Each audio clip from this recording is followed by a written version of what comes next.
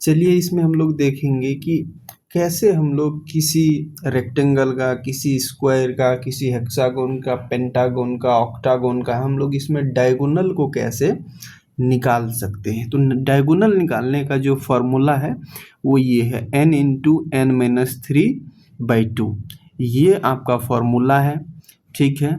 और इस पे अगर आप अप्लाई करते हो, इस फार्मूला को अगर अप्लाई करते हो डायगोनल निकालने के लिए, तो आप आसानी से किसी भी आकृति का आप जो है डायगोनल फाइंड कर सकते हैं कि उसमें कितना डायगोनल का संख्या होता है। तो चलिए हम आपके पास एक एग्जाम्पल लेकर के समझाते हैं कि इसमें डायगोनल का संख्या कितना है। हम सब n जो है यहाँ पर n ये नंबर ऑफ साइड है, ये नंबर ऑफ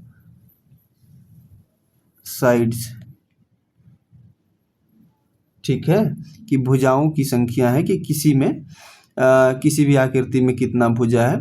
जैसे आप बात करोगे स्क्वायर का तो कितना उसमें 4 है, रेक्टेंगल में भी 4 है, पेंटागोन में 5 है, हेक्सागोन में 6 है, ठीक है, सेप्टागोन में जो है 7 है, ऑक्टागोन में 8 भुजा है। तो ये सब पंचभुज, षष्ठभुज, सप्तभुज, अष्टभुज ये मैं कह रहा था, ठीक है।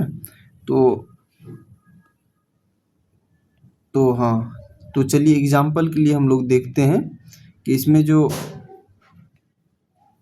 एग्जाम्पल के लिए हम लोग ये देखते हैं कि इसमें हम लोग अगर स्क्वायर का निकाल रहे हैं डायगोनल, तो वो कैसे स्क्वायर का डायगोनल निकाल सकते हैं। स्क्वायर में हम लोगों को पता है, या रेक्टेंगल में पता है कि 4 भुजा होता है, तो हम लोग 4 को यहाँ पर प्लेस करेंगे, 4 n की जगह पे 4, फिर 4 में से 3 को घटाएंगे क्योंकि 2 बार n है, यहाँ पर भी n है और यहाँ पर भी n है, और इसके नीचे में 2 लिख देंगे, ठीक है। जब इसको सॉल्व करेंगे तो कितना, 4 में से 3 जाएगा 1, 4 गुना 1/2, आंसर कितना आ जाएगा, 4 में 2 से भागा दीजिएगा तो 2।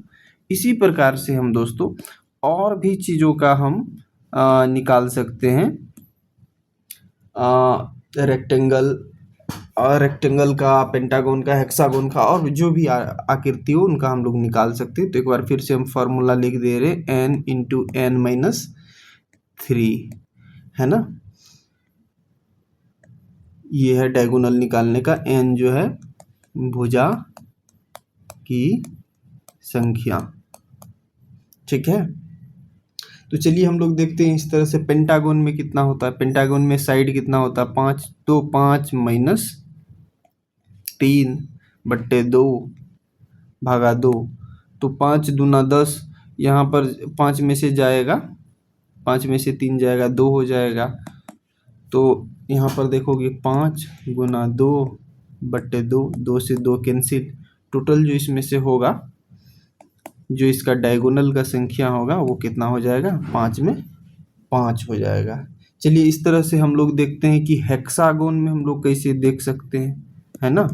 हेक्सागोन में हम लोग कैसे देख सकते हैं, हेक्सागोन का मतलब क्या होता है, षष्ठभुज। षष्ठभुज में भुजा कितना होता है, 6 भुजा होता है। तो 6 होता है तो 6 को यहाँ पर प्लेस कीजिए, 6 माइनस 3/2, तो फिर से आप इसको सॉल्व कीजिए, 3 में से 2 से आप यहाँ काटोगे, कितना निकल के आ जाएगा, 3 से 3 को गुना करोगे 9।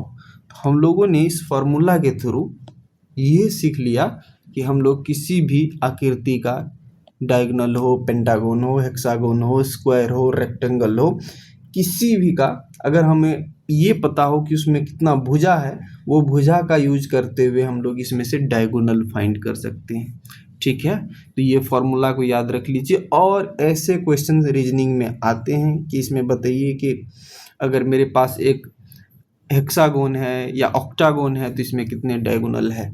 तो हम लोग इस फॉर्मूला का यूज करके आसानी से किसी भी आकृति का डायगोनल फाइंड कर सकते हैं। Thank you very much for being here.